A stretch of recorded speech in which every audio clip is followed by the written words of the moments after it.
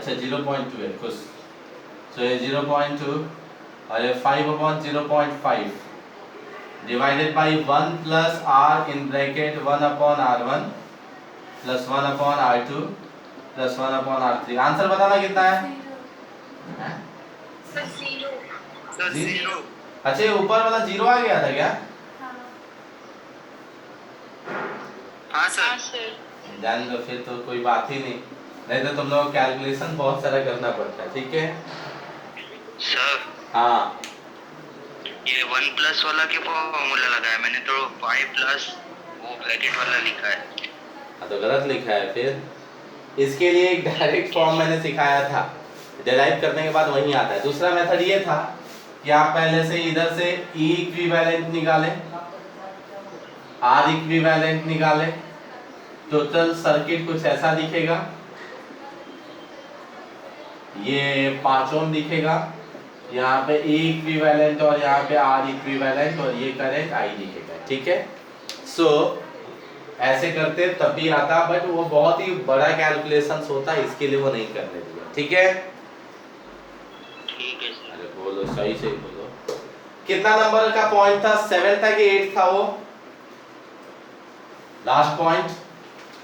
7। एक और मेरे को अभी याद आया, एक और लिख लो, देखो यहाँ पे नंबर 8 ठीक है। सो चेक करो E R dash dash two E and R, मतलब सीरीज और पैरेलल दोनों का कॉम्बिनेशन कर देते हैं। Total n number of cells हैं, टोटल सेल कितना है? n नंबर ऑफ सेल्स दिख रहा है सबको? जल्दी बोलो। सो सेल्स कितने हैं? n number of cells series में है। सीरीज में कितने n नंबर ऑफ सेल्स हैं और m number of cells parallel में है, मतलब ये टोटल मिला के जो भी आएगा ऐसा पैरेलल में बहुत सारा है। मतलब ये पहले सीरीज ले लिया, इसके बाद ऐसा ही कॉम्बिनेशन बहुत सारा क्या है पैरेलल में, और जो बहुत सारा है उसका नाम m ले लिया।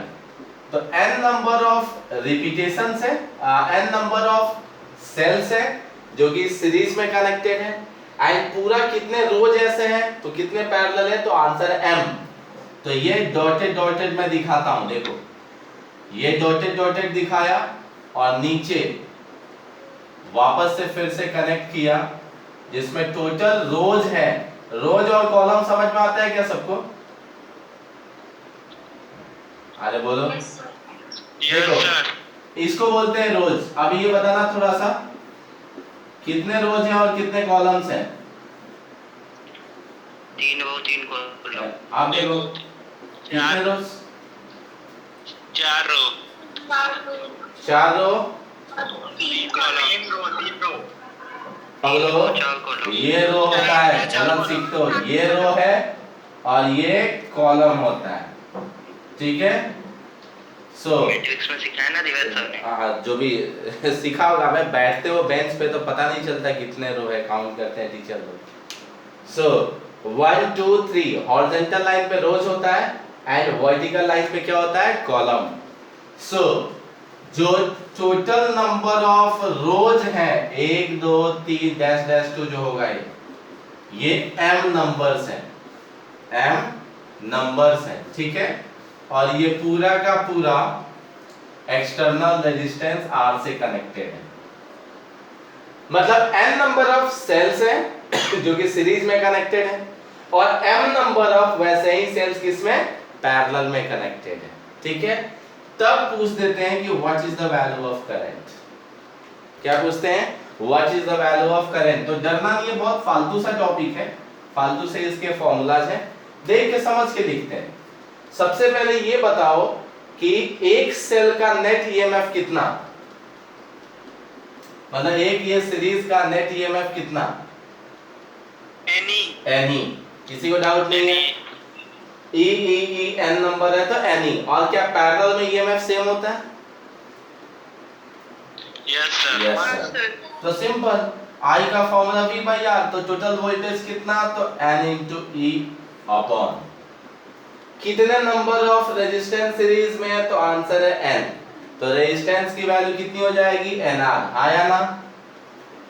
Yes sir. अब nr number of resistance parallel में है, बस nr जो रेजिस्टेंस है वो m टाइम्स पैरेलल में है, तो क्या nr डिवाइडेड बाई m होगा, अरे आया ना, r बाई n सीखे थे ना, तो जो भी एक रेजिस्टेंस है सीरीज वाले का डिवाइडेड बाई क्या कर दो, m।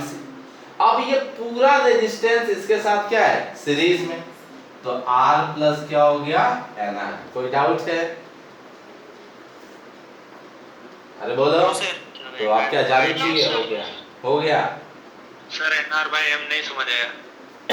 ये एक ही बात करते हैं, series r plus r plus r plus r कितना हो गया, nr, ठीक है।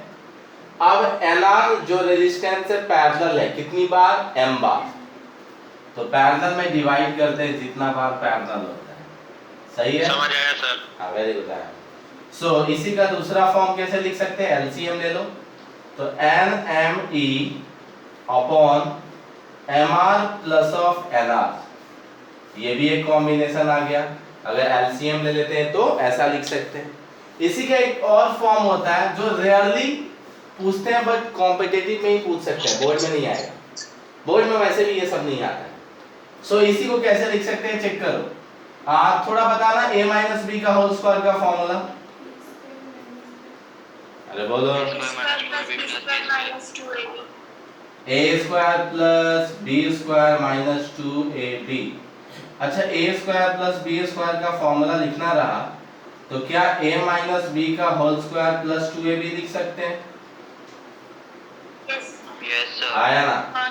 अब क्या किया मैंने, इसी i को क्या लिखा, देखो इसी i को लिखते हैं nme अपॉन, ये जो नीचे वाला टर्म है ना, ये under root mr plus under root nr, तो ये under root mr minus under root nr का होल, या एक काम करो, एक स्टेप डायरेक्ट नहीं करता हूं, अंडर रूट mr का whole square plus under root nr का होल स्क्वायर लिख सकते हैं क्या, अरे अंडर रूट करके स्क्वायर में तो सेम ही आएगा ना, तो क्या a square plus b square के फॉर्म में आ गया, अरे बोलो, आ गया। तो उसका फॉर्मूला क्या हो गया फिर, a माइनस बी का whole square upon sorry minus 2ab, so a मतलब under root mr minus b means under root nr, तो क्या हो गया होल स्क्वायर प्लस 2ab मतलब 2 अंडर रूट 2r हो जाएगा, और अंडर रूट क्या हो जाएगा m इंटू n। किसी को डाउट, अरे बोलो, किसी को डाउट है,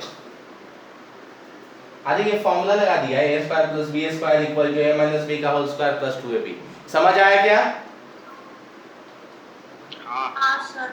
अब ये क्यों लिखा, सुनो हमारा काम तो यहीं से चल गया था ना, ये क्यों लिखा, कई बार इस कॉम्बिनेशन के लिए पूछते हैं कि Imax की वैल्यू बताओ, Imax की कि करंट मैक्सिमम कब हो सकता है और कितना हो सकता है, तो मैक्सिमम, ये तो करंट निकाला, मैक्सिमम कब होगा, तो बताओ नीचे वाली वैल्यू जब मिनिमम होगी तब करंट की वैल्यू क्या होगी, मैक्सिमम होगी, हाँ या ना। Yes sir. अब सोचो नीचे वाली वैल्यू मिनिमम कब हो सकती है, जब I equal to I max when नीचे वाली मिनिमम वैल्यू तब होगी जब under root mr minus under root nr की वैल्यू पूरी हो जाए 0। अगर ऐसा हो जाता है तो सिर्फ ये टर्म बचेगा, मतलब सबसे स्मॉलेस्ट वैल्यू नीचे में इतनी ही बच सकती है, कब, जब ये वैल्यू क्या हो, सेम हो जाए, मतलब इसकी value 0, it means under root mr equal to under root क्या हो गया nr, दोनों साइड स्क्वायर कर दिया, सो क्या पता चला m इंटू r, सॉरी अरे स्मॉल r था, ये स्मॉल r था, so m into r equal to nr, तो इसी को ऐसे लिख सकते हैं, मतलब कैपिटल आर की वैल्यू जब एक्सटर्नल रेजिस्टेंस की वैल्यू किसके इक्वल टू हो जाए, एन आर बाई एम के इक्वल टू हो जाए, मतलब यहां जब इसकी वैल्यू इसके इक्वल टू हो जाए तब उस टाइम में करंट की वैल्यू क्या होगी, मैक्सिमम होगी, और वो मैक्सिमम करंट की वैल्यू क्या होगी, so N M E upon 2r under root m into n। आया कि नहीं आया, बोलो, सुनाई दे रहा है तो बोलो। सर आपने वो आई का फॉर्मूला लिखा है ना, हाँ वहाँ पे वो आपने छोटा वाला आर कॉमन लिया है। कहाँ पे कॉमन दिया है, अंडर रूट में दोनों आ रहा है ना, अंडर रूट में 2ab वाला दोनों आ रहा है ना। अच्छा यहाँ, हाँ वहाँ पे एक बड़ा आ रहा है और एक छोटा आ रहा है। अच्छा दोनों आर होगा ना, मैंने एक ही आर लिखा है क्या, अच्छा ठीक है ना, तो अंडर रूट टू कोई बात नहीं, एम एन आर आर कोई बात नहीं, उसको तो कुछ टेंशन ही नहीं था, यहाँ पे लिख दो under root M N into R R. अब तो सही है ना, अरे आया ना, जल्दी बोलो। हाँ सर। सो मैक्सिमम तब होगा करंट की वैल्यू जब इसकी वैल्यू पूरा ये जो इंटरनल रेजिस्टेंस है उन सब का इक्विवेलेंट वैल्यू क्या हो जाए, सेम हो जाए, तब करंट की वैल्यू उस टाइम में क्या हो जाती है, मैक्सिमम हो जाती है। सो ध्यान क्या रखना होता है पता है, हमें जब आई मैक्स निकालना होता है ना तो इज्जत से क्या करते हैं, ये वैल्यू जब सेम होगी ना तो कुछ कर नहीं सकते हो, तो याद रखना पड़ेगा, तब उस टाइम में ये वाला सीक्वेंस हमें पुट अप करना है, ठीक है। इस पे क्वेश्चन कराऊं कि हो जाएगा, एक क्वेश्चन का गाओ तो सर। एक आधे क्वेश्चन में क्या है, इसकी वैल्यू मैं पुट अप कर दूंगा, वैल्यू पुट अप करने के बाद पूछ दूंगा कि इसकी टोटल जो है करंट कितनी होगी और आई मैक्स कितनी होगी, फार्मूला बेसिस पे, नो चेंज, सब कुछ फार्मूला बेसिस, ठीक है सर। ठीक है। हाँ रब करूं, हाँ सर। रब करूं, यस सर। हाँ ठीक है। हाँ सर। अब ना 2 मार्क का एक क्वेश्चन है, नोट करके बता देता हूं, मैं डेरिवेशन के फॉर्म में सिखाता हूं। ये 2 मार्क में ना एनसीईआरटी में बहुत बार पूछा है, कभी 1 मार्क में पूछा है, एनसीईआरटी में नहीं मतलब बोर्ड के एग्जाम में कई बार पूछा गया, और वो डायरेक्ट रिलेट नहीं कर पाते हैं सब, तो थोड़ी दिक्कत होती है, ठीक है। सो NOTE नोट, नोट में वीवीआई कर देना, कई बार पूछा गया है। अगर सेल का स्ट्रक्चर बना है तो शायद ऐसे होता है, ये होता है सेल, हाँ या ना। अगर एक्सटर्नल रेजिस्टेंस से कनेक्ट करें तो कुछ ऐसा दिखता है, अगर ये पॉइंट A लिया, ये पॉइंट B लिया, तो सेल्स का जो पोटेंशियल डिफरेंस VAB, इसको हम कभी भी V लिख सकते हैं, मतलब V लेट कर दिया है कि पोटेंशियल डिफरेंस कितना है V।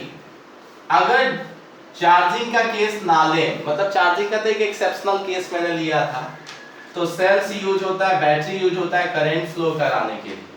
तो करंट कैसे फ्लो होता है बच्चे, ऐसे करंट फ्लो होता है, and let this one is the value of I। किसी को डाउट यहां तक? हाँ सर। ये भी सीख चुके हैं, V equal to I minus E minus I into R। किसी को प्रॉब्लम? बोलो, ये सीख चुके हैं ना पहले से? हाँ सर। हाँ very good. So V equal to E minus I R, यहां से गए तो दूसरा, अगर इधर से जाए बच्चे, देखो इधर, अगर इधर से जाए तो क्या potential difference between A and B की वैल्यू I इंटू R लिख सकते हैं क्या? जल्दी बोलो। Yes sir. तो ये इक्वेशन 1 और ये इक्वेशन 2, ठीक है यहां तक? बोलो बोलो बोलो, ठीक है? ठीक है। सो हाँ सर। फ्रॉम इक्वेशन 1 एंड 2 क्या लिख सकते हैं? सो I इंटू कैपिटल R, ये और ये सेम हो गया तो ये और ये सेम हो जाएगा, E minus I into R। So क्या पता चला, E equal to I common ले लिया तो R plus R means I equal to E upon R plus R। कोई डाउट?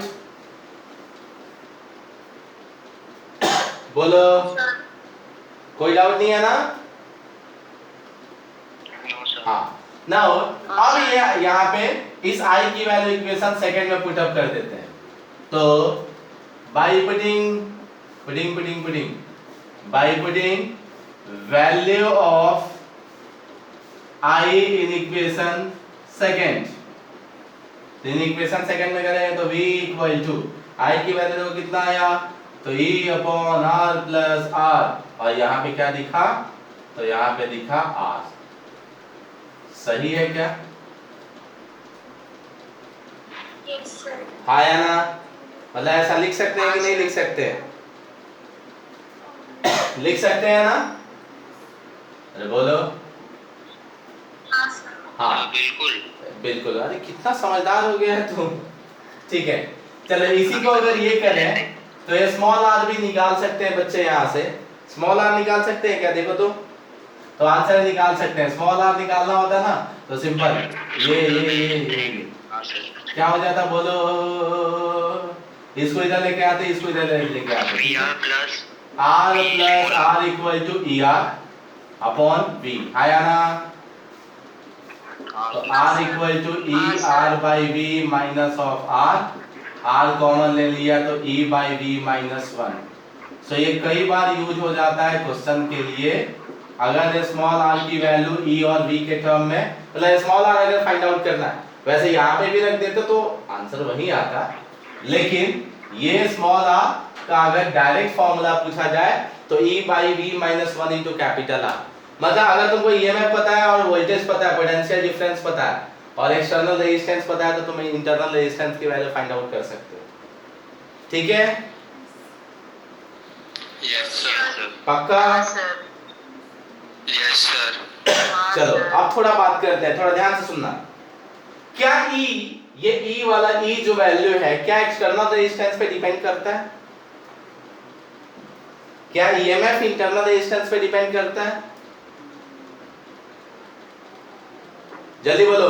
Yes sir. मारूंगा पकड़ के। EMF का एक्सटर्नल रेजिस्टेंस से कोई लेना देना नहीं है। EMF वर्क डन कितना लगता है इलेक्ट्रॉन को high potential to low potential battery के अंदर ले जाने में, उसको बोलते हैं। उसका R से क्या लेना देना है? उसका तो work done per unit charge से लेना देना है ना? उसका किससे? हाँ बोलो। सर अगर R ज्यादा होगा तब तो वर्क डन तो ज्यादा करना पड़ेगा ना फिर। अबे कैपिटल R की बात कर रहा हूँ मैं। अच्छा, मैं छोटा R का बात कर रहा हूँ सर। अच्छा ठीक है, मैं भी छोटा R को ही बोल रहा था। ठीक है कोई बात नहीं। सो E कैपिटल R पे डिपेंड किया है क्या? नहीं।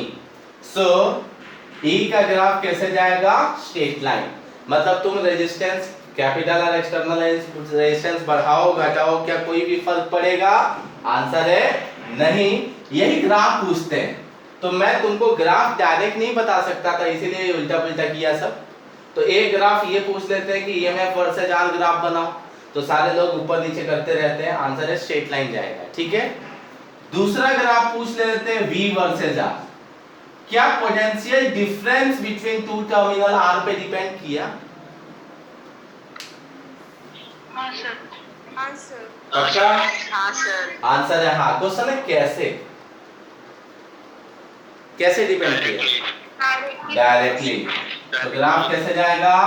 Straight line. ठीक है,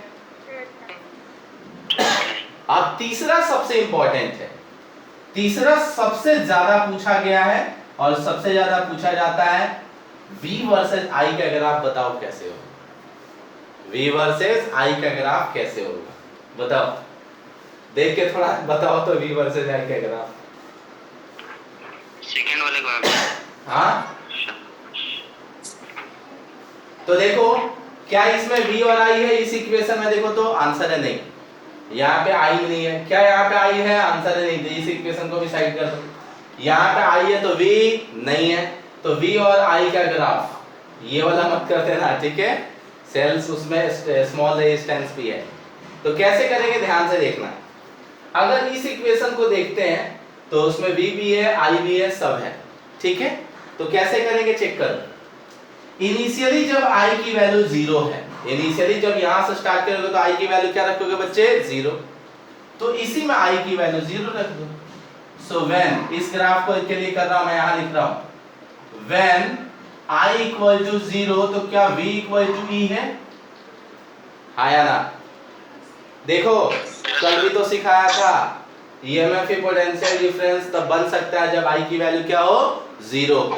इट मींस इस पॉइंट पे जब 0 है तब v की वैल्यू मैक्सिमम है और किसके इक्वल टू है e के। अब जैसे जैसे तुम i की वैल्यू बढ़ाओगे तो क्या v की वैल्यू कम होगी कि ज्यादा होगी? कम होगी। सिंपल देखो, ये कांस्टेंट है, ये कांस्टेंट है। अब जैसे जैसे ये भी कांस्टेंट है, अब जब i की वैल्यू तुम ज्यादा करोगे तो v की वैल्यू क्या होगी? कम होगी। इसका मतलब इंक्रीज होगा कि डिक्रीज होगा? डिक्रीज होगा। अबे कम होगी, जैसे जैसे i बढ़ाएंगे ना तो ये तो फिक्स है, ये बढ़ाओगे तो कम होते जाएगा। अब क्वेश्चन ये है कि ठीक है कम तो होगा, लेकिन इस लाइन पे जब देखेंगे i वाले पे तब v की वैल्यू कितनी हो जाएगी? 0।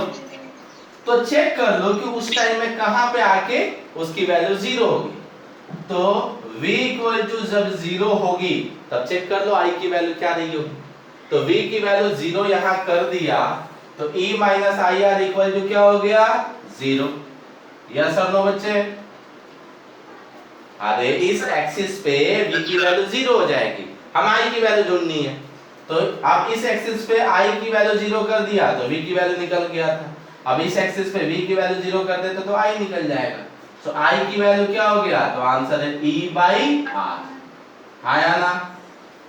तो ये ऐसे कुछ आएगा और यहाँ पे जो वैल्यू होगी वो कितनी होगी? e by r। पता चला? Yes sir. तो ये ग्राफ सबसे ज्यादा बार पूछा गया है और ये वैल्यू पूछता है e की r की, तो ये स्लोप से निकाल सकते हो। ये जो ग्राफ होता है ना उसके अकॉर्डिंग तुम उसकी वैल्यू फाइंड आउट कर सकते हो। ठीक है, यस सर। तो ये आपको ध्यान रखना है, ये बोर्ड पॉइंट ऑफ व्यू से काफी इंपॉर्टेंट है। ठीक है, एक बार प्रैक्टिस कर लो ना, घर पे पता चल जाएगा। ठीक है, ठीक है। रब करूं? हाँ सर। ठीक है, चलो मैं रब कर रहा हूं। सो फटाफट करते हैं। आज मुझे पोटेंशियोमीटर स्टार्ट कर देना है और अगले क्लास तक देखो चैप्टर खत्म करना है। सो एक क्वेश्चन लिखो तो फटाफट। ए battery, A for apple, a battery of a scooter,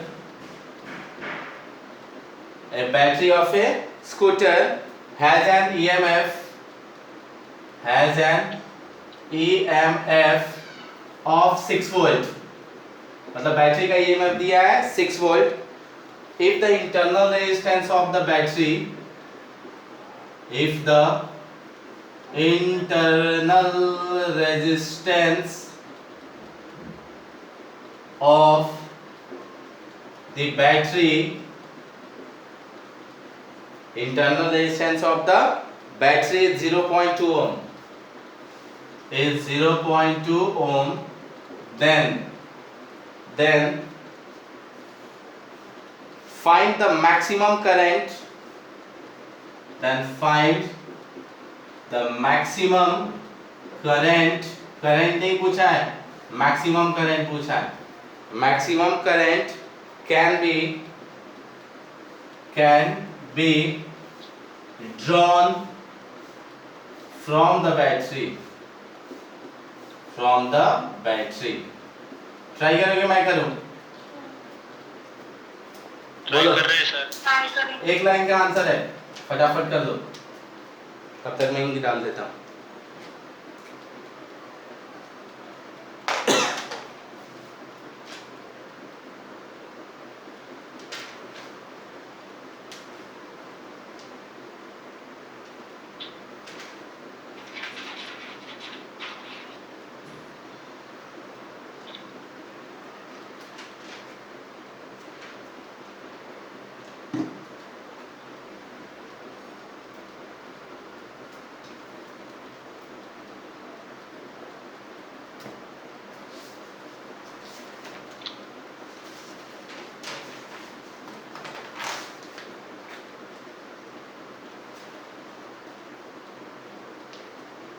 sir 30 ampere है क्या?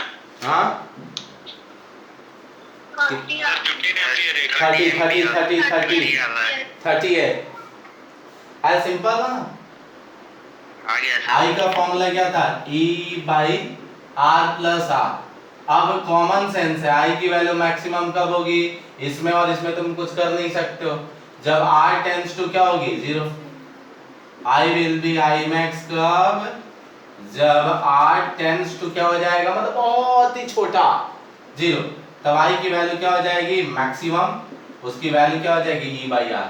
सो 6 डिवाइड बाई 0.2 कितना हो गया 30 एम्पियर। डाउट है? सर मैं तो इसको आईआर लगा दिया। हाँ ऐसे लगा दिया, ऐसे कुछ भी कर दिया। हाँ सेल है, ऐसे कुछ भी मत किया करो, ठीक है, वो सेल है। सो चलो एक काम करो, नेक्स्ट क्वेश्चन एक और फालतू सा है, लिखो फाइंड द इंटरनल, फाइंड, ए सबको समझ में आएगा कैसे किया? हाँ हाँ ठीक है। फाइंड, ये सब बोर्ड में क्वेश्चन पूछते हैं, कॉम्पिटिटिव में नहीं पूछते हैं, ठीक है। Find the internal resistance, find the internal resistance of the cell, find the internal resistance of the cell having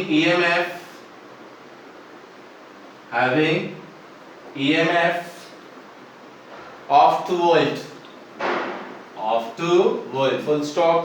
आगे दिया है the potential difference, the potential difference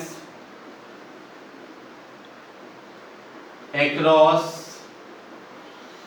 terminal of the cell, across terminal of the cell is, across terminal of the cell is 1 volt,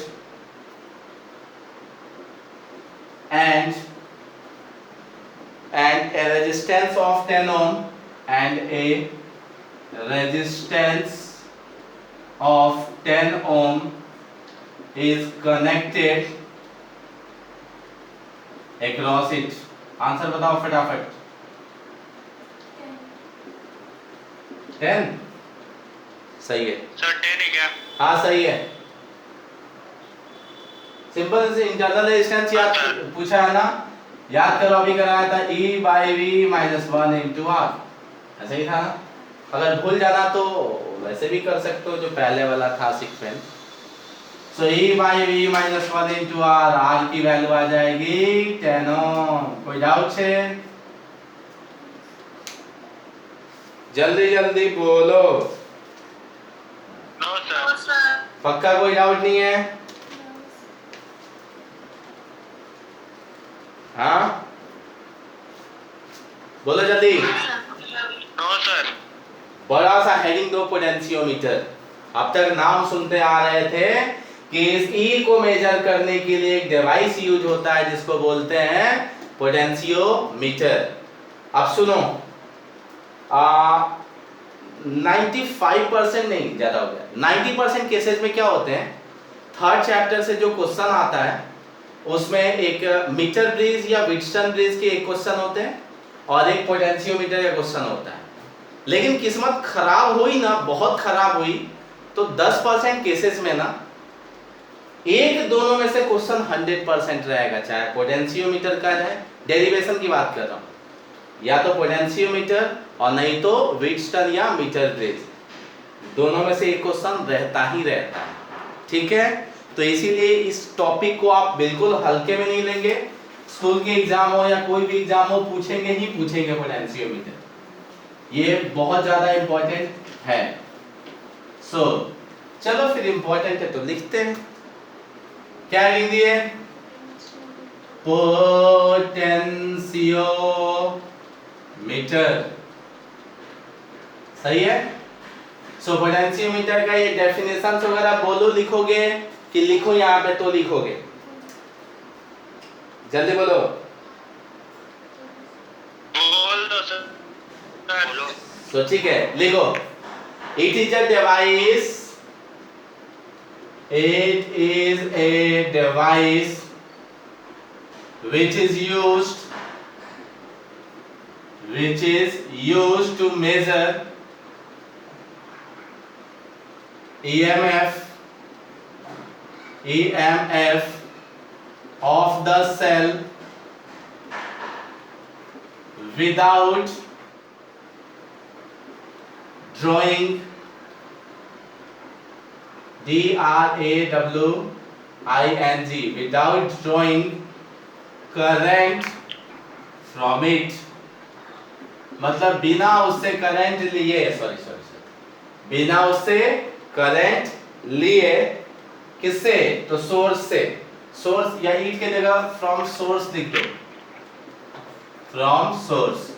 जो भी source रहेगा उससे बिना current को लिए, मतलब करंट की वैल्यू 0 अगर हो गई, तब उस टाइम में उसकी वैल्यू को किसको? ईएमएफ को बता पाता है। क्वेश्चन है क्या यूज होता है? तो नल डिफ्लेक्शन मेथड इसमें यूज होता है। सो नल डिफ्लेक्शन, नल मतलब क्या होता है? अरे बोलो। 0, जिसमें से पानी आता है। हाँ, नल पानी आता है भैया भी पड़का वाला। Null deflection method is used in potentiometer,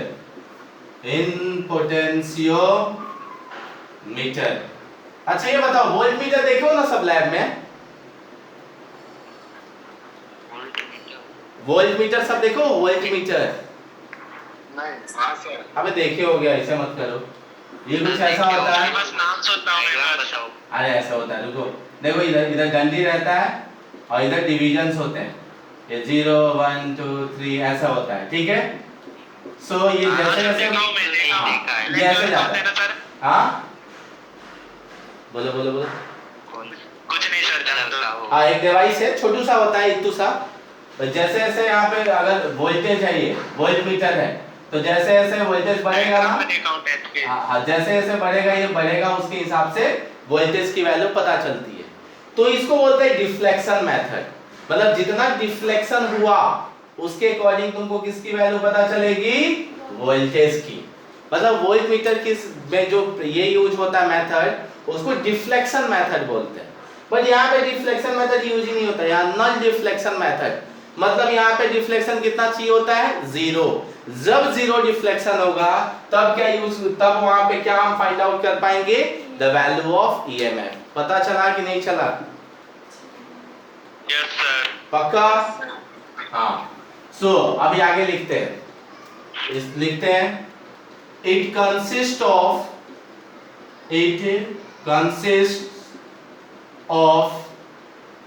a conducting wire, of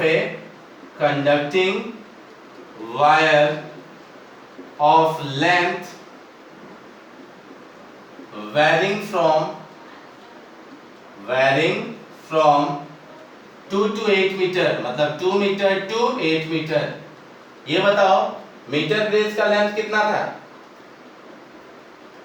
1 metre. But यहाँ पे जो लेंथ होता है वो 2 से 8 मीटर होता है। बट यहाँ ब्रैकेट में डाल देता हूँ, बट इन आवर लैब, या ब्रैकेट में डाल देता हूँ, इन लैब ना, जो हमारे लैब में होता है वो 4 मीटर का होता है। कितने मीटर का होता है? 4 मीटर। मतलब कैसे? दोनों सेम होता है, ध्यान से सुनना। मीटर ब्रिज और पोटेंशियोमीटर दोनों का वायर सेम होता है, तुमको सेम दिखेगा, और वो डिवाइस भी वैसे ही उतना लंबा सेम दिखता है। दोनों में डिफरेंस कैसे पता चलेगा? 1 मीटर रहा तो मीटर ब्रिज, और 1 मीटर से ज्यादा रहा तो पोटेंशियोमीटर। क्या बोला, पता चला? हाँ फिर से बोलो। टाइम खत्म होने वाला है। ठीक है, टाइम खत्म होने वाला, तो रिकनेक्ट कर देता हूँ, रुको। चलो, running of out of time. अबे इतनी जल्दी कैसे खत्म हो गया? ठीक है चलो, कनेक्ट करो वापस से।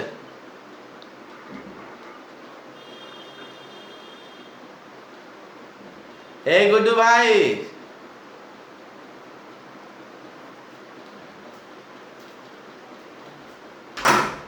गुड्डू भाई, एग्जैक्टली इसका जो लेंथ होता है 2 मीटर से 8 मीटर तक वैरी करता है। बट हमारे जो लैब में रहता है उसको वो कितने मीटर का रहता है, 4 मीटर का। ठीक है, so it consist of a wire of length इतना। दूसरा इसके साथ मीटर स्केल भी होता है, तो it also contains a meter scale, क्योंकि कितने का है वो तो वही दिखाता है ना, meter scale on it, meter scale on it, मतलब एक मीटर स्केल भी होता है। कैसे होता है देखो एग्जैक्टली, कितने मीटर का सर?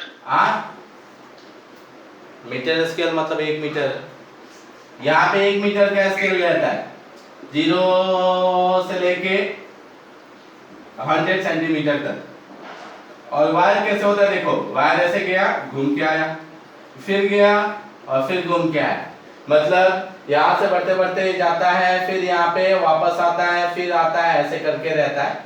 तो तुम इसी मीटर स्केल के अकॉर्डिंग ना उसका लेंथ फाइंड आउट कर पाते हो। ठीक है, ठीक है। अब मुझे रब करना है, रब करके इसका सर्किट बनाना है कि एग्जैक्टली ये दिखता कैसे है। क्या मैं रब करूं? अच्छा रुको रुको रुको एक बस सेकंड। 5 सेकंड। हाँ तो चलो इसको मैं रब करके इसका डायग्राम बनाता हूँ, फिर इसका प्रिंसिपल लिखता हूँ कि इसका प्रिंसिपल क्या होता है। तो चलो डायग्राम दो टाइप से, एक मैं डायग्राम बनाता हूँ और एक बाकी लोग भी बनाते हैं। ये अपना सेल रहा और यहां लगा देते हैं रियोस्टेट। रियोस्टेट सबको पता है ना? अरे बोलो वेरिएबल। क्या वेरिएबल? आगे सब बोलो ना आप। वेरिएबल, अबे जो वेरिएबल रेजिस्टेंस होता है, वेरिएबल रेजिस्टेंस। हाँ हाँ वही सब याद नहीं है। अबे वही क्या, वही में कुछ भी करता है तू। बस निकल नहीं रहा था सर। क्या निकल नहीं रहा था? सो ये ई ले लिया और ये क्या ले लिया, आर। अब आर से बेटर है कि आर एच लिख दो। रियोस्टेट, रेजिस्टेंस किसका? रियोस्टेट का। ठीक है यहाँ तक? अरे बोलो। Yes sir. यहाँ लगाते हैं बैटरी, यहाँ पे बैटरी या उसी को क्या बोल सकते हैं, सेल, उससे कनेक्टेड क्या होता है, रियोस्टेट। ये ए से बी का जो लेंथ की बात कर रहे थे ना हम, 2 मीटर से 8 मीटर, यही ए से बी का जो लेंथ होता है जिसकी वैल्यू कहां से कहां तक होती है, 2 मीटर से 8 मीटर के बीच में। ठीक है यहाँ तक? अरे यस और नो? अब देखना यहाँ पे, यहां से 2 टर्मिनल, जॉकी है ना, जॉकी, हाँ इसको बोलते हैं जॉकी, इसको बोलते हैं जॉकी। याद जैसा जैसा मीटर ब्रिज में होता था ना कि घुमाते घुमाते मतलब स्लाइड करते करते वहां जाते थे जहां पे गैल्वेनोमीटर के अक्रॉस का करंट कितना होता था, 0। That is called null deflection method. मतलब वहां पे हमें कुछ भी करके कितना करंट की वैल्यू चाहिए होती थी, 0। तो गैल्वेनोमीटर में जब करंट की वैल्यू 0 हो जाती थी तब हम उस मेथड को क्या बोलते थे, null deflection. So meter bridge and potentiometer दोनों में जो मेथड यूज होता है that is called null deflection method. कुछ बोला, समझ में आया? Yes sir. हाँ, अब क्या किया ध्यान से सुनो, यहां लगाना है हमें सेल। प्रैक्टिकल भी डिट्टो सेम है, प्रैक्टिकल ये पूरा का पूरा प्रैक्टिकल इससे रिलेटेड है। क्या करना है, यहाँ पे बैटरी लगाना है जिसमें इसका इंटरनल रेजिस्टेंस हमने यहाँ पे नेगलेक्ट किया है। क्वेश्चंस वगैरह में नेगलेक्ट नहीं रहता है, बहुत बार नेगलेक्ट रहता है। अलग से यहाँ पे रियोस्टेट लगाया, ये वायर ए और बी के बीच का लेंथ फिक्स रहता है, हमारे लैब में 4 मीटर रहता है, जनरली 2 से 8 मीटर के बीच रहता है। यहाँ से 2 वायर मैंने निकाला, एक यहाँ से और एक यहाँ से दिख रहा है, बट एग्जैक्टली यहाँ पे गैल्वेनोमीटर लगा है। गैल्वेनोमीटर से जॉकी लगा, उसका एंड पॉइंट यहाँ से किसी चीज से कनेक्टेड रहेगा। अब यहाँ पे कुछ भी लगा सर वो वायर 2 और 8 मीटर में से ही लेना है क्या? अबे लेना नहीं होता है, वो होता है, फिक्स होता है, हम कुछ नहीं कर सकते हैं। ठीक है सर। वो लैब में ना एग्जैक्टली 2 से 8 मीटर के बीच में हम बनाते हैं तो उसका होता है। हमारे लैब में 4 मीटर का फिक्स है। ठीक है, अब जब क्वेश्चन देगा ना तो क्वेश्चन में लेंथ कुछ भी दे सकता है, 20 मीटर भी हो सकता है, 1 मीटर भी हो सकता है, कुछ भी। जब क्वेश्चन आएगा ना थ्योरेटिकल तब प्रैक्टिकली डेटा हट जाता है, तब वो कुछ भी ले सकते हैं, बट प्रैक्टिकली उसकी वैल्यू 200 मीटर से किसके बीच होती है? 8 मीटर। अब क्या करते हैं, यहां से एक टर्मिनल छोड़ा और यहां से छोड़ दिया, इसका नाम दे दिया C और इसका नाम दे दिया D, दो टर्मिनल का नाम दे दिया C एंड D। अब यहां पे कुछ ना कुछ कनेक्ट करना होता है बच्चे, यहां इन दोनों के C और D के बीच में कुछ कनेक्ट करना होता है। क्या कनेक्ट करेंगे वो तो टॉपिक वाइज, इसके एप्लीकेशंस बहुत सारे होते हैं, उसके एप्लीकेशंस के अकॉर्डिंग C और T टर्मिनल के बीच में कुछ भी कनेक्ट करना है। क्या बोला, पता चला? Yes sir. अब इसमें जो सर्किट फिक्स होता है उसको बोलते हैं सेकेंडरी सर्किट, और जो फिक्स नहीं होता उसको बोलते हैं प्राइमरी सर्किट। सो ये हो गया बच्चे प्राइमरी सर्किट, CKT मतलब सर्किट होता है। और ये जो हो गया अपना ये वायर के साथ पूरा A और B के साथ, ये जो अपना हो गया उसको बोलेंगे सेकेंडरी सर्किट। मतलब पूरे पोटेंशियोमीटर के सर्किट में जब सेकेंडरी सर्किट की बात की जाएगी वो कभी भी चेंज नहीं होगा। सेकेंडरी सर्किट में तुमको कुछ भी चेंज नहीं करना है, जो भी चेंज होगा सिर्फ किसमें होगा? तो आंसर है प्राइमरी वाले में चेंज होगा, सेकेंडरी वाले में लेंथ फिक्स रहेगा, सेल का ईएमएफ फिक्स रहेगा, रियोस्टेट फिक्स रहेगा। क्या बोला, पता चला? हाँ सर। ये बहुत खतरनाक डायग्राम नहीं है, सेल है, इंटरनल रियोस्टेट है और ये वायर है। यहाँ पे एक टर्मिनल छोड़ दिया, यहाँ पे एक टर्मिनल से D से गैल्वेनोमीटर और गैल्वेनोमीटर से जॉकी, और जॉकी वायर पे ही आगे पीछे करेंगे ना, तो इसके लिए वहां पे टच में दिखाया है। ठीक है, ठीक है सर। अब इसी का टेक्स्ट बुक में आपने डायग्राम देखो कैसे दिया है। टेक्स्ट बुक में कुछ ऐसे दिया है, ये ले लिया है सेल, यहाँ पे डाल दिया है रियोस्टेट, कॉमन सेंस से रियोस्टेट हम डाल सकते हैं। यहीं पे सीरीज में मतलब यहाँ से करंट जाएगा ना बैटरी से, तो एमीटर की जरूरत पड़ सकती है, तो यहाँ पे एमीटर लगा सकते हैं, कोई टेंशन वाली बात नहीं है। तो यहाँ पे एमीटर लगा देते हैं, तो बीच में यहाँ पे क्या डाल दिया बच्चे? एक एमीटर करंट को मेजर करने के लिए। ठीक है यहाँ तक? तो बोलो। हाँ सर। अब इसका सेल का दो टर्मिनल हो गया, कितना टर्मिनल हो गया? दो। तो कैसे? ये ऐसे कुछ रहता है, देखो मैंने बताया ना 4 मीटर जो रहता है वो घूम घूम के रहता है। तो इसमें दो टर्मिनल जो ए बी हमने लिखा था ना, A और B, ये टर्मिनल ले लिया सपोज A और ये टर्मिनल ले लिया B। देखो क्या डायग्राम यही है कि अलग बना दिया है? आंसर यही है। 1 मीटर, 2 मीटर, 3 मीटर, 4 मीटर। आया कि नहीं आया? अरे बोलो। आया सर। पक्का आया? Yes sir. हाँ, सो एग्जैक्टली टेक्स्ट बुक में हमारा डायग्राम ऐसे रहता है, ऐसे भी बना सकते हैं, कोई प्रॉब्लम वाली बात नहीं है। ठीक है, मैंने वायर यहाँ पे एक स्ट्रेट लाइन में दिखा दिया है, टेक्स्ट बुक वाले घुमा घुमा के दिखाते हैं। ये E होता है और ये रियोस्टेट का रेजिस्टेंस RH होता है। तो तुमको जो अच्छा जो दिल करे वो बना सकते हैं। अब इसकी बात करते हैं थोड़े प्रिंसिपल की। देखो पोटेंशियोमीटर में क्या क्या पूछते हैं। इसमें 3 टाइप से क्वेश्चन पूछा जाता है। सबसे पहला कि what is potentiometer, explain with its principle. उसके प्रिंसिपल के साथ आप पूरा सर्किट बना के एक्सप्लेन कीजिए कि पोटेंशियोमीटर होता क्या है, काम कैसे करता है। ये 3 मार्क के लिए। सर ये दोनों में से कौन सा सर्किट बनाएंगे? अरे कोई भी बना दो, दोनों सही है। मैं स्कूल में था, हमारे एनसीईआरटी में ये वाला सर्किट है, मैं ये वाला सिखाता हूँ, बट बताया कि यही ये वाला है। डायग्राम देख के लोग शायद थोड़ा डर जाते हैं कि ऐसा बनाया है, बट किया कुछ है, मैंने डायरेक्ट लेंथ ले लिया है और ये घुमा घुमा के 4 मीटर जो हमारे लैब में दिखता है ना, वही 4 मीटर बना दिया है। ठीक है, ठीक है, ठीक है सर। हाँ। अरे इसमें गैल्वेनोमीटर दिखाना भूल गया मैं। तो गैल्वेनोमीटर कहाँ से कनेक्टेड था? तो A से कनेक्टेड था, तो कोई बात नहीं, यहाँ पे गैल्वेनोमीटर लगा दिया।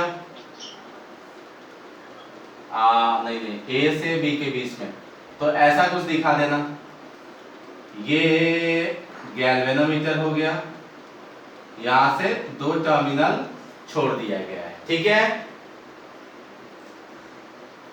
अरे हाँ या ना, देखो ना यहाँ 2 टर्मिनल निकाला है ना ए और बी के बीच में, वायर के बीच में, मतलब ए से यहाँ पे कुछ कनेक्ट करेंगे और यहाँ पे कुछ कनेक्ट करेंगे, ठीक है।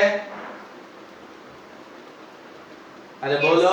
Yes sir. हाँ, सो ये बनाओ या ये बनाओ, दोनों सही है। अब बात करेंगे प्रिंसिपल। तो 3 मार्क के लिए क्या करना है, सुनो। सबसे पहले तो काम करता है क्या है, डेफिनेशन। कंसिस्ट ऑफ जो भी है दिस दैट, गैल्वेनोमीटर भी लिख सकते हो, जॉकी भी उसके साथ होता है, ये भी लिख सकते हो। उसके बाद उसके डायग्राम को बनाना, फिर उसका प्रिंसिपल लिखना, देन फिर उसका वर्किंग, ठीक है। तो कितने मार्क्स मिलेंगे, 3 मार्क्स मिलेंगे। तो एक क्वेश्चन हो जाता है ये कि पोटेंशियोमीटर को एक्सप्लेन करो। दूसरा जो क्वेश्चन होता है, पोटेंशियोमीटर के एप्लीकेशंस 2 टाइप के होते हैं, तो वो एक करके पूछते हैं। तो टोटल वैरायटीज पोटेंशियोमीटर में 3 टाइप के डेरिवेशनल क्वेश्चंस आते हैं, ठीक है।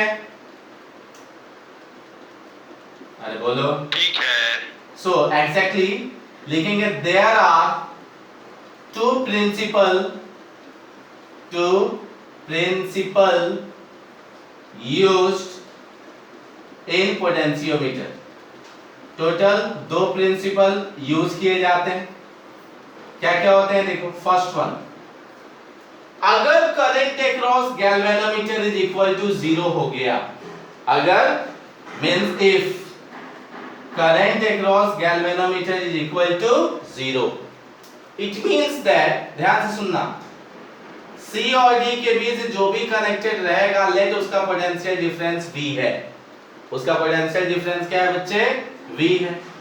तो अगर Ig की वैल्यू 0 हो गई, then potential difference between AE is equal to CD। लिख सकते हैं क्या बच्चे, देखो AE और CD सेम होगा तभी क्या Ig की वैल्यू 0 होगी। अरे बोलो। हाँ सर। अरे जब ये और ये सेम होगा तभी तो करंट इधर से नहीं जाएगा। हाँ सही है। हाँ सर। हाँ सर। तो when Ig equal to 0, VAE equal to VCD, मतलब उसकी वैल्यू कितनी है, V, that is no current flows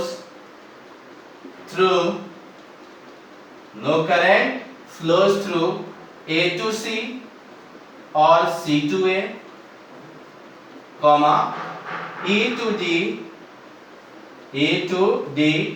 और D to A। आया ना, चेक करो। अगर यहाँ का पोटेंशियल डिफरेंस सेम रहा, तो यहाँ से यहाँ तक के बीच, ना यहाँ से यहाँ तक के बीच, ना यहाँ से यहाँ तक के बीच, और ना ही यहाँ से यहाँ तक के बीच कोई भी करंट फ्लो नहीं होगा। मतलब प्राइमरी सर्किट में करंट की वैल्यू क्या हो जाएगी बच्चे, 0। क्या बोला, पता चला। अरे हाँ, तो टोटल करंट फिर किधर फ्लो होने वाला है, सेकेंडरी सर्किट में। प्राइमरी सर्किट में करंट की वैल्यू होगी 0, जो करंट जाएगा सिर्फ और सिर्फ किस में जाएगा, सेकेंडरी सर्किट में, ठीक है। यहां तक। दूसरा अब सोचो कि यहां का पोटेंशियल डिफरेंस इसके इक्वल टू है, कोई बात नहीं, अच्छी बात है।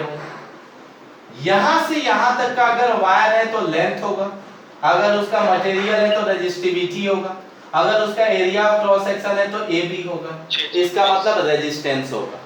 अब वो रेजिस्टेंस देखो, पूरा यहां से यहां तक मतलब 8 मीटर या 4 मीटर लो, रो सेम रहेगा, रेजिस्टिविटी क्या रहेगी, सेम। रेजिस्टिविटी सेम रही, अच्छी बात है। Area of cross section same रहा, वो भी अच्छी बात है। करंट की वैल्यू भी यहाँ पे फिक्स हो गई, वो भी अच्छी बात है। सो एग्जैक्टली ये V की वैल्यू किस पे डिपेंड करेगी, तो आंसर है इसके लेंथ पे। ध्यान से सुनना, V इक्वल टू हम लिख सकते हैं I इंटू R। ये V किसके इक्वल टू होगा, तो इसका करंट और इसका जो भी रेजिस्टेंस है। ध्यान से सुनो मैं क्या कर रहा हूं, इस पीस में करंट तो एक ही जाएगा, लेकिन यहां से यहां तक का रेजिस्टेंस, ये जितना लेंथ ज्यादा होने से रेजिस्टेंस ज्यादा, रेजिस्टेंस जब ज्यादा होगा तो उसमें करंट कुछ ना कुछ जाएगा, तो उस टाइम में उसकी वोल्टेज की वैल्यू उतनी क्या होती जाएगी, ज्यादा। मतलब लेंथ जितना ज्यादा होगा पोटेंशियल डिफरेंस ये दो टर्मिनल के बीच उतना ही क्या होगा, ज्यादा होगा। अगर लिखना रहा तो ऐसे लिख सकते हैं आई, आर को ब्रेक कर दो rho L by A, rho constant है, ए कांस्टेंट है और आई की वैल्यू भी यहाँ पे सेकेंडरी सर्किट के लिए कांस्टेंट है। It means that V directly proportional to क्या आ गया L। मींस इसी को लिखते हैं potential difference between the two terminal either VAE या VCD is directly proportional to balancing length। जहां पे करंट की वैल्यू 0 हो जाती है, मीटर ब्रिज में भी उसका नाम बैलेंसिंग लेंथ ही रखा था। तो यही इसको स्टेटमेंट के फॉर्म में डाल देंगे कि when Ig equal to 0, ये सारे कंडीशन करंट अक्रॉस गैल्वेनोमीटर 0 होगा तभी के लिए। सो क्या लिखेंगे, तो उस टाइम में लिखेंगे potential difference P dot D, potential difference between C and D। तो between C and D means VCD, VCD is directly proportional to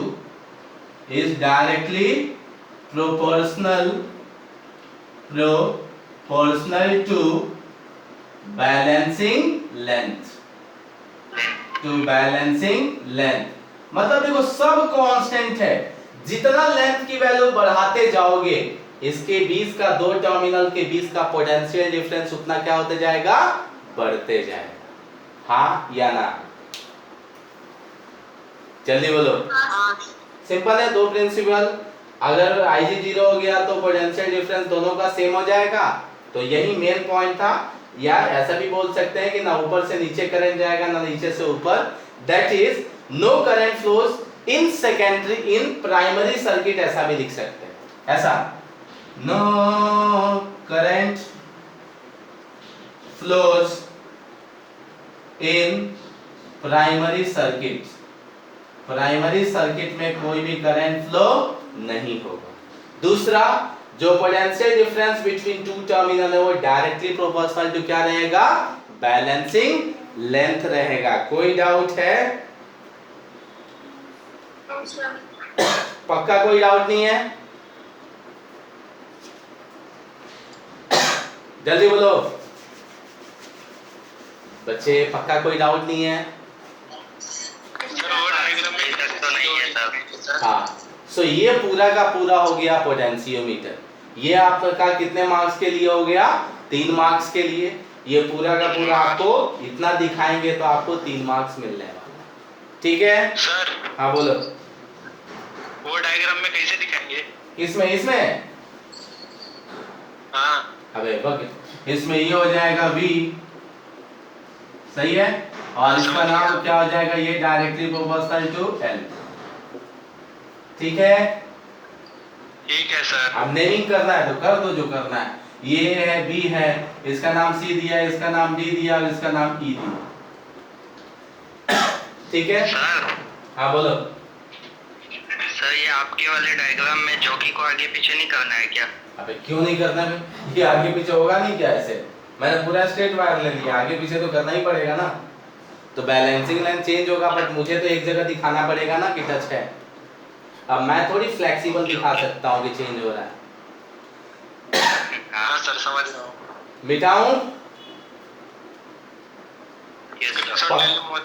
हाँ, पक्का समझ में आया क्या किया? सिंपल, इसका प्रिंसिपल याद रखो। जब भी करंट अक्रॉस मतलब नल रिफ्लेक्शन पे काम करता है तो कॉमन सेंस है, Ig की वैल्यू हमेशा में 0 रहेगा तभी कुछ कर सकते हैं। क्या कर सकते हैं, जब ये नल रिफ्लेक्शन रहेगा तो यहाँ का पोटेंशियल डिफरेंस यहाँ का पोटेंशियल डिफरेंस क्या रहेगा, सेम, और वो किसके इक्वल टू रहेगा, so V directly proportional to L रहेगा। ठीक है? हाँ सर समझ आया। रब करो, आया। रब करो। Yes sir. सो अब एक पॉइंट और नोट करके लिखा देता हूं यहीं पे, NOTE note, V directly proportional to L है। सो यहाँ पे चेक करो, ये L मतलब I रो अपॉन क्या है A, तो V डायरेक्टली प्रोपोर्शनल टू जैसे इक्वल टू करेंगे तो कुछ कांस्टेंट आएगा कि नहीं आएगा? आएगा। इसको ले लेते हैं 5, इसको ले लेते हैं 5। So V upon L equal to phi and that is called potential gradient. Potential gradient.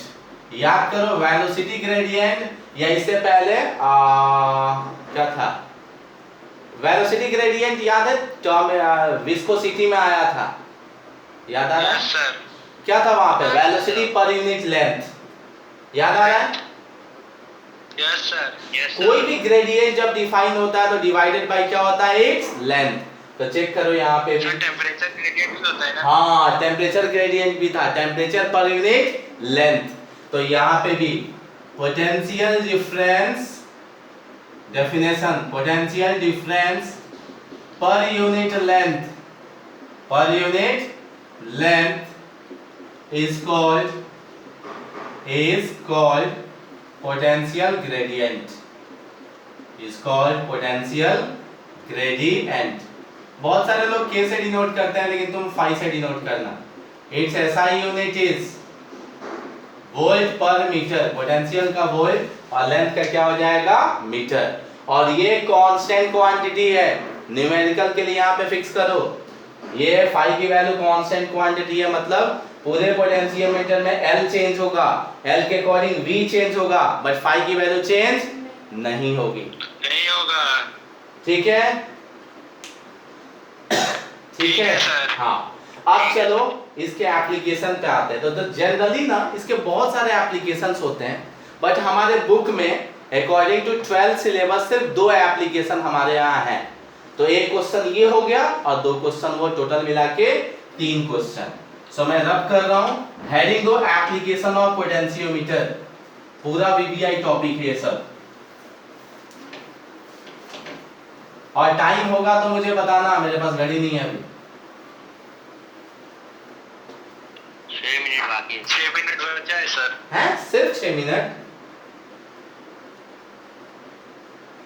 Application of potentio 360 second है अभी तो पोटेंशियोमीटर ठीक है सो एप्लीकेशन ऑफ पोटेंशियोमीटर 2 है देयर मतलब होता बहुत सारे हमारे अकॉर्डिंग 2 ही है तो 2 ही पढ़ना है there are 2 application of potentiometer first one to find internal resistance of the cell to find internal resistance of the cell मतलब किसी भी सेल का इंटरनल रेजिस्टेंस फाइंड आउट करने के लिए किया जाता है और second one to compare EMF of 2 cells मतलब 2 सेल के EMF को कंपेयर करने के लिए यूज किया जाता है मतलब 2 सेल में EMF किसका बड़ा है और किसका छोटा है उसको कंपेयर करने के लिए क्या यूज किया जाता है पोटेंशियोमीटर सो कितने एप्लीकेशन हो गए बच्चे 2 हाँ या ना अरे बोलो बोलो बोलो मैं रब करूं Yes, sir. वेरी गुड सो रब किया फर्स्ट एप्लीकेशन ये देख बोल रहे हैं देना चाहिए था ना बस सर हाँ कुछ नहीं सर चलो फर्स्ट एप्लीकेशन देखना है मैंने बोला था सेकेंडरी में कुछ नहीं करना है छेड़छाड़ मत करना सेकेंडरी सर्किट को वैसे ही रहने दो तो सेकेंडरी सर्किट को रहने दिया ये पॉइंट का नाम दे दिया E इस पॉइंट का B ये EMF E है रियोस्टेट RH A से B के बीच का लेंथ तुमको ऑलरेडी पता है रहने दो जो है सो ये 2 टर्मिनल को मैंने छोड़ के रखा था तो अच्छी बात है वैसे ही रखो मैंने बोला था जो कुछ करना है ये C और D टर्मिनल के बीच करना है जो भी ज्वाइन करना है कंपेयर करो या ये इंटरनल रेजिस्टेंस इसी के बीच करना है तो C और D के बीच में एक सेल लगा दिया जिसका EMF जिसका इंटरनल रेजिस्टेंस हमें फाइंड आउट करना है तो इसका EMF का नाम दे दिया E और इसका इंटरनल रेजिस्टेंस का नाम क्या दे दिया R किसी को डाउट है बच्चे अरे हाँ या ना नो सर मतलब क्या करना है ये इंटरनल रेजिस्टेंस निकालना है किसका तो सेल का इस सेल का नहीं इसका नाम इंडेंस रहने दो मतलब ये बैटरी है जो तुमने लगाया है सप्लाई ये पूरा सोर्स है तुमने एक सेल है तुम्हारे पास उस सेल का इंटरनल रेजिस्टेंस तुमको कैसे पता चलेगा कितना इलेक्ट्रोलाइट अपोज कर रहा है तो उस स्मॉल r की वैल्यू फाइंड आउट कर लेंगे तो क्या करोगे, तो सी और डी के बीच में जो करना था मैंने बताया था, सी और डी के बीच में ही करना है। तो उसके बीच में क्या लगा दिया है, सेल। अब हम अपने फायदे के लिए एक एक्स्ट्रा रेजिस्टेंस यहाँ पे एक्सटर्नल रेजिस्टेंस कनेक्ट करते हैं। मतलब इसका सेल से कोई लेना देना नहीं है, लेकिन हम चाहते हैं कि हमें जरूरत पड़ेगी, इसके लिए एक एक्स्ट्रा रेजिस्टेंस क्या ले लिया, आर। क्या बोला, पता चला? हाँ या ना? Yes, sir. तो हम क्या किए, पूरा पोटेंशियोमीटर का सेकेंडरी सर्किट वैसे ही रहने दिया। चेंज किसको किया, तो प्राइमरी सर्किट में। मैंने बोला जो कुछ करना है प्राइमरी, और वो भी सी और डी के बीच में, जो करना है सी और डी के बीच में करो। तो तुमने एक सेल लगा दिया, सेल के पास ईएमएफ होगा, इंटरनल रेजिस्टेंस भी होगा, और तुमको जरूरत पड़ने वाली है, इसीलिए एक्सटर्नल रेजिस्टेंस आर ले लिया। जैसे मीटर ब्रिज में कैसे लिए थे, एक एक्सटर्नल रेजिस्टेंस लिए थे जिसकी वैल्यू पता थी, तो अननोन वाले का पता चल जाता था। वैसे ही यहाँ पे पैरेलल में रेजिस्टेंस डाल दिया। ठीक है यहाँ तक बच्चे? जल्दी जल्दी बोलो, जल्दी जल्दी बोलो। Yes, sir. हाँ, वेरी गुड। Yes, sir. और यहाँ पे की है, प्रैक्टिकल में याद रखना की लगाना जरूरी है। एक बार ओपन और एक बार क्लोज पे देखते हैं इसको। सो की भी यहाँ पे रहेगा। तो चेक करो, ये डायग्राम समझ में आया? जल्दी। Yes, sir. हाँ, सो स्टार्ट करते हैं। व्हेन ये की ले लेते हैं, कैपिटल के नाम डाल दो। When circuit is closed, when की इज क्लोज्ड लिखो। व्हेन की इज, हाँ बोलो, अरे बोलो, किसी को डाउट है? नहीं सर। हाँ, सो चेक करो इधर।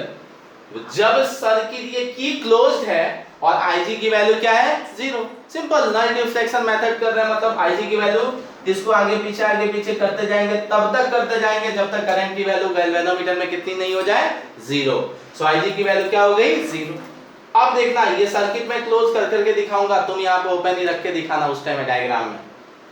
की क्लोज है और गैल्वेनोमीटर की वैल्यू क्या है, 0। आप सोचो, जैसे Ig की वैल्यू 0 हुई तो क्या प्राइमरी सर्किट में कोई भी करंट इधर से फ्लो होगा? बोलो नहीं। लेकिन क्या ये सेल नीचे में करंट फ्लो कराएगा कि नहीं कराएगा? आंसर है हाँ, इसीलिए लगाया था। देखो ये क्लोज सर्किट बन गया कि नहीं बन गया? बन गया। तो कितना करंट, तो let this one is I, मतलब जो करंट फ्लो करा रहा है उसकी वैल्यू क्या ले लिया, I। ठीक है, तो याद करो, अभी थोड़ा देर पहले मैं यही करा रहा था ना, ये E था, ये R था, ये R था, तो R की वैल्यू E by V minus 1 into R किया था कि नहीं किया था? अरे हाँ या ना? तो हो गया ना, यही हमें लाना है यहाँ पे। फिर से वही मैं वापस से करता हूँ। तो कैसे करेंगे, तो चेक करो, पोटेंशियल डिफरेंस बिटवीन CD क्या लिख सकते हैं, E minus I into R, और let potential difference between CD equal to V ले लेते हैं। तो ये इक्वेशन फर्स्ट हो गया। फिर VCD equal to V equal to I into R लिख सकते हैं बच्चे, मत बोलना कि नहीं, वो लिख सकते हैं, लिख सकते हैं ना? अरे हाँ या ना? हाँ सर सही है। हाँ हाँ लिख सकते हो, वही कर रहा हूँ जो पहले किया। सो फाइनली क्या हो गया, I into R equal to E minus I into R। सो उससे I की वैल्यू E upon R plus R, ऐसा ही था ना? By putting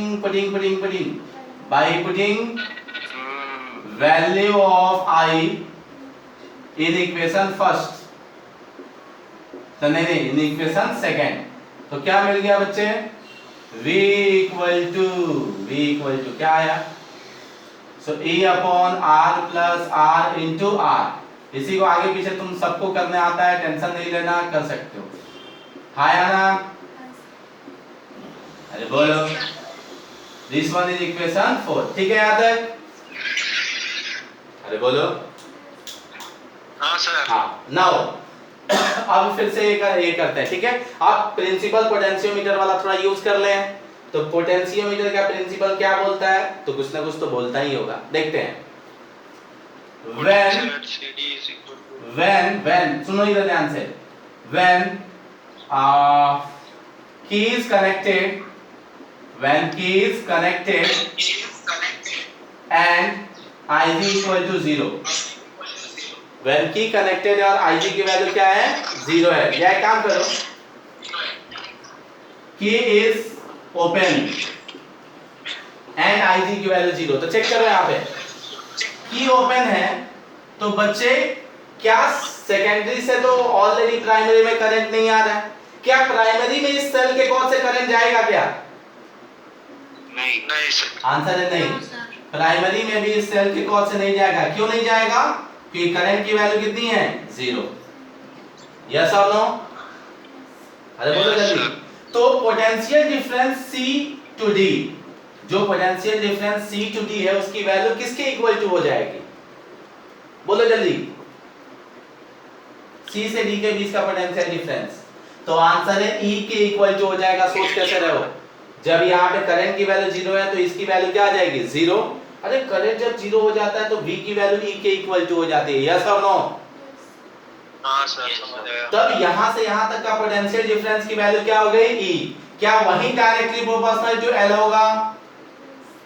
हाँ सर। तो वही यूज किया ना, E directly proportional to L1 ले लो। E डायरेक्टली प्रोपोर्शनल टू क्या लिख दिया L1, मतलब E equal to 5 into L1 लिख सकते हैं। ठीक है, ठीक है। हाँ सर। हाँ, अब एक बार की को क्लोज कर दो। When key is closed, देखो यहां तक तो तुमको पहले से ही आता था, अभी कर रहे हैं when key is open and when key is closed and Ig की वैल्यू 0। सो क्या हो जाएगा अब VCD इक्वल टू, जब ये क्लोज रहेगा तब तो करंट फ्लो होगा, तब कैसे फ्लो होगा? तो आंसर ऐसे ही फ्लो होगा। तब VCD का दो वैल्यू आएगा, एक E माइनस IR और दूसरा क्या, ये V डायरेक्ट V भी लिख सकते हैं क्या? क्या V भी लिख सकते हैं?